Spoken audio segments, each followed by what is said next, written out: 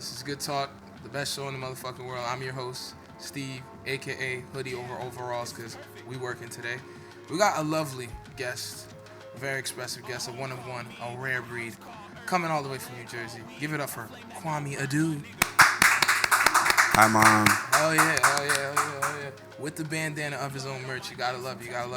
How you doing, my man? I'm feeling great, feeling good. How are you? I'm doing great. Now, we love to start the show with the same question for all of our guests. How would you describe your music in 3 words? I would say poetic. I would say quirky. And I would say fantasy. I agree. I feel like your music is also very therapeutic and like extremely expressive. So whenever I was listening to Shinji's album, and I'm just like, how did my man write this stuff? Like, what is your like? I feel like you're someone that like you go through an experience, you don't even hear the beat. You're like, I gotta just pen this. I gotta make sure I remember this, and then you use that for like the foundation of a song.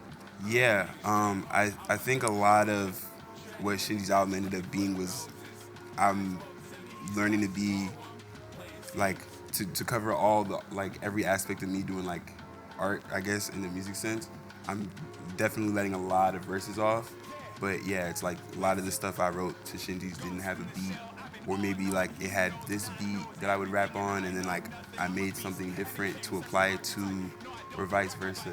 So honestly, yeah, a lot of that stuff ended up just falling into place versus like me like going in with a plan when it came to the writing.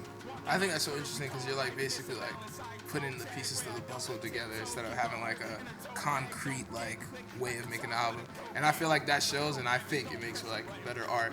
But I think something that's like very noticeable in your art, if you know good art, you feel me? You do a lot of references to Neon Genesis, even with the Shinji's album. And you're like Spotify photos, like the last shot when my man's having the breakdown.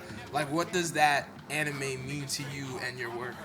I think what it did for me as a person was it showed me how like it was like bigger. So the anime having to do with like giant monsters and like the end of the world, like that being surface level, and then like really looking into it and being like, oh, this is about like how people behave like with other people. And that's something that I like work through every day, just like how to exist with so many other people and like all these other things. So I think it was one of those things where it was like the anime showed me what it like how to be a person per se. Like, you know, it's still something that somebody made, but like it was like a way to like it was like a guidebook, and that kind of guided me through like the last parts of my like not last parts of the 20s. I'm 25. It guided me through like maybe the last of what people say are the formative years, and that's when I was making the album anyway. So it just happened to be what I was really on while I was working on this album. What I think is so interesting about that anime, it was like the first anime I ever seen where like the main dude was like not like cartoonishly tough or like overly nice. He was just like, why am I here? Why am I chosen? Why must I fight? Why do I have to save the world? And I'm just like, damn, bro, there could be people like that. Like, I was watching it on Adult Swim, like, yo, this shit is crazy, bro. Yeah. I thought all the dudes were like Goku and Luffy, but this dude's like a real person. Yeah. Even though I feel like he's an extremely polarizing character because like he's quote unquote like depressed or he's like questioning life, but I feel like that's kind of the beauty of that anime. Yeah. I was like, this is a pretty accurate depiction of like 14-year-old, like 14-year-old with like both parent issues and like people telling you what to do, but they also telling you you don't really have to. Like, I mean, that's essentially why I made it Shinji's album. Like, this is a lot of stuff that I thought that I had gone through myself, and I'm like, this is like a real person being a character. Like, it's not, like you said, it's not like a Goku. It's not like a hero, but it's still a protagonist. Yep. So, you know, that's like, yeah, like it's really how it went. Shout out Shinji if you never watched Neon Genesis. It's 26 episodes, 2 films, great work. Definitely peeps it. They got the theatrical version too, the 4 movies, the new 4 movies. Wait, with real people? No, it's not like a live action. No, it's like they redid it. Say. The Hideaki Anno, the creator, like they redid after the show they made like in the 2 movies they did like a 4-part movie series. They kind of like redid it, but it's cleaner. Like, yeah, like the whole thing. Like you watch a show and it's like, huh, but then you watch the movies and it's like, oh, it was crazy. I'm lacking. I gotta peep that. I'm lacking. Man, I'm lacking. We here now. Now, if you could save the world by playing one album and one album only, would you pick Pokemon Diamond and Pearl Super Music Collection, the Charlie Brown Christmas classic, or The Awakening by the, I hope I'm pronouncing this correct, Ahmad Jamal Trio? Yeah, dang, that's a good question. Which one of them albums could probably save the world? Probably The Awakening. It's a good one. That's probably The Awakening. I'm like, no. This is a really good question. It's got to be Charlie Brown Christmas, because nothing is gonna bring everyone together more than like essentially like a caroling. Like when you really see that many groups of people like in the same place, besides like someone's church somewhere, and that's as close as you finna get. Like just a group of people just like Christmas time is here. Like this is as close as we gonna get to like everyone being on the same type time, if you ask me. But what if like I know mad people that hate Christmas. Imagine at that point no one gonna hate Christmas though. If a Christmas song saved the world, you gotta pay your respects. You gotta be like, fuck it, I'm spending this bread getting people gifts. So I feel you actually. I feel you. It's even like the gag is like, if you don't like Christmas, you still might like jazz. And that's where it comes into play. Like this not no like rocking around. No, this is like real like that's why I was like, okay, Ahmad Jamal, that's jazz. But I'm like, okay, jazz and that little holiday, like that little kick on it. Like I'm like, okay, this is a little I found it interesting that you put the Pokemon soundtracks, because like I remember like my homie from the hood, he used to like make beats and he used to try to flip like the Pokemon beats. And sometimes he flipped, what's the little scary ass level where it's like Gengar and Lavender Town. Yo, he flipped that and we was like, yo, bro, this might be a little hard. It's hard. Kind of fire. Yeah. But I never met someone that was like Pokemon Diamond and like Pearl though. What about those soundtracks made you pick them? It changed my life. Like I've always been into Pokemon, just as like a just geeky kid growing up. But I think this is one of the first times I'm playing the game and like this is the first time I'm playing the game. I own the game like it's mine. Like my brothers can't have it. Like my parents got me the game. Like it's one of those.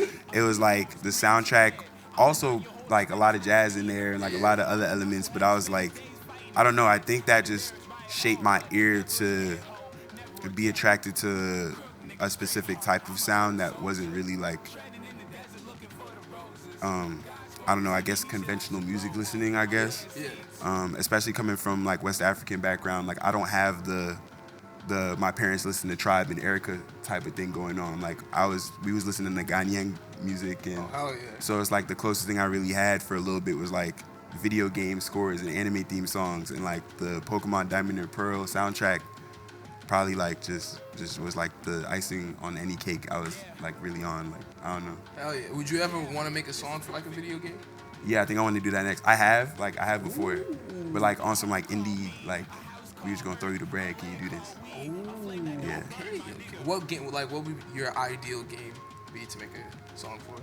It's gotta be some like open world RPG, like Legend of Zelda, Breath of the Wild, that, or like super interesting, like nerdy, like 2D fighting game. Like yeah, yo, those like, bro, some rap in like a Street Fighter Alpha 3 or a Guilty Gear. Like stop playing King of Fighters. Stop playing with me, bro. That's what I'm saying. Yo, hire my man, cause he got the bars. I got bars. I got beats. I got mixes. Everything. Now, how was it growing up in New Jersey, and how much did that like affect your music? I hate to describe it as weird, but definitely weird, and I really mean that in like a neutral connotation. But I'm living in like Central Jersey, so it's like I'm in the very middle of a state that's also, people look at New Jersey as, you know, it's not here in the city, it's not Philly, so I'm very specific part of a very specific state, and me being first-gen American, I'm also in like a very specific position of like, I go outside and it's America, and I go inside and it's like Ghana. So I've always had to deal with like a lot of like cognitive dissonance, but I think also it helped me be more of my own person in the long run. So that's really how I could describe it. It was just a very like weird experience, but you know, I grew into it. what I think is so interesting about New Jersey is like the like different kind of musicians you get from Jersey. Like bro, you get like a Bruce Springsteen, but then you get like a Real Estate, then you get like the Front Bombs, but then you get like Joe Budden, and it's like, bro, how are all of these people from the same fucking state, bro? It's crazy. That's the one thing I think Jersey's thing is that like we just gonna have different people. Like that's what we all have in common. Like what we all have in common is that we don't got that much in common. That's a flex though. Yeah. That's a flex. Now, do you remember the first song you ever recorded? Yes. How was it? It was kind of crazy. No, it wasn't. No, it wasn't. It was like it was the first song I recorded. It was like my middle school had some anti-bullying thing, and me and my man's Ummer, we did a remix to Not Afraid on some like 8th grader like anti-bullying. It's low-key in the like you can low-key find the video on YouTube like in the cut, like if you search the right thing up. I'm like, I'm not afraid. It was like that. Like it was crazy. Yo, all right, keep it stacked with us and the viewers and the listeners. Were people at your school like this shit was hard, or were they making fun of you more for making a bully song? Nah, I think people probably by then people knew I was like rapping, so it kind of like, oh, like okay, Brandon, like I see you, like you know what I mean? You really think about it, if you just the rapping guy, like, and they playing it in the auditorium, so it's like, you feel me? Like I'm not thinking nothing of it. Like I'm just like, oh, I'm rapping, me and my dog's rapping. Everybody knows we the rapping guys at the school, so it's like they were showing props. As far as I know, you know. That sounds, bro. If that shit happened to me, bro, I'll be like, yo, I'm rapping now. Fuck it, bro. If I'm on auditorium, assembly stage, and I'm spitting bars, and I'm like, I ain't afraid of y'all motherfuckers. What's up, bro? I'm going for the stars, bro. It wasn't. I thought, bro, I'm not gonna lie to you. I thought you was in class, and it was like, yo, pull up and just start rapping about like fuck bullies. But if you was like on the stage, bro, you was like destined to like be where you at. Like, you know what I'm saying? Yeah, no, bro. It was like a low key. It was like a tapped in experience. Like the school got this guy named Brian. He's like, he was like incorporating hip hop into like education. It was one of them like positive ass programs. And that's still my dog, like to this day. But he's talking to me like years later. He's like, yeah, man, that was Just Blaze's engineer. I'm like, why is Just Blaze's engineer at my middle school like recording me? Like what's going? So it's like now I have to rap. Now I have to make this my career. Because I have to meet Just Blaze's engineer again to be like, you won't believe it. You won't believe it. You know what I mean? So, also, Just Blaze from New Jersey. Shout out New Jersey, man. Yeah, there you go. Now compare you making that song, recording that song, to you recording or making your like most recent song. How do those sessions differ? I wish I could even really say it's like that much more different, but like in my head, it's not that different. Like I'm still like, because there's only so much that's really changed. Maybe I could probably say I've maybe, like, you know, there's always a digger, like a deeper digging with like natural progression, but I'm still like never really recording at a studio, like recording in like a space of my own. And we recorded that in class, so it's like after school, so it's like I'll still be finding myself kind of in that position. It's just like, yeah, I'm just somewhere that's not where people are finna be cooking up all the time. Yeah. But other than that, yeah, I think just more intense, more intimate, like with myself. And the workflow is just a lot quicker, you know, just natural progression. Of course. Now, if you could have a dream show, like dream venue, dream crowd, like vibe, like what would it be? Do I have to perform? Whoa. Yo, actually, you don't. Wow. That was crazy. No guess. Shout out Kwamé, bro. He throwing curveballs at niggas, man. Come on, that's crazy, bro. Roger Clemens in this motherfucker. But yeah, it's whatever you wanted to be. Alright, so boom. It's this venue in Jersey called Starland Ballroom. I know what you're talking about. You feel me? Okay, cool. Starland Ballroom. First time I ever seen a concert over there too. I wanted to be at the Starland Ballroom, and it's got to be maxed out. I think I'm a DJ. I'm gonna just DJ, like open up and like DJ for people. But headline, it's gotta be. Dang, I'm even thinking now. Like there's so many. All right, we gonna go Frank Ocean. We're gonna play it safe. Want everybody to be there.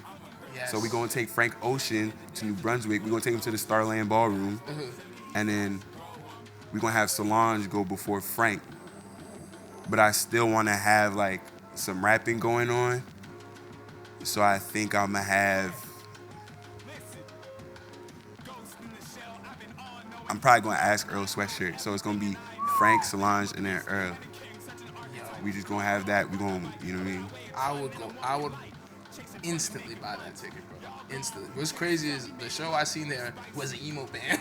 Really? Yeah, it was the Front Bottoms, but they're also from like West Orange, like Jersey. So it's like, Oh, yeah. But yeah. But they made such a big deal, so I feel like that venue holds like a very special place in people from New Jersey, so it makes sense. Yeah. But I respect you for being like, yo, dream show. Let me just cruise. Yeah. Let me not make it about myself. Yeah, I'm gonna just, you know, play the back and get my mini Afro punk going. Like it's gonna be nice. I want everyone to have a good time. Can't go wrong with that. How was it working with my favorite color on the pilot reprise? It's interesting. Like that was one of the songs where I've known him for years. I've known him like before like we was both really like rapping the way people know we rap.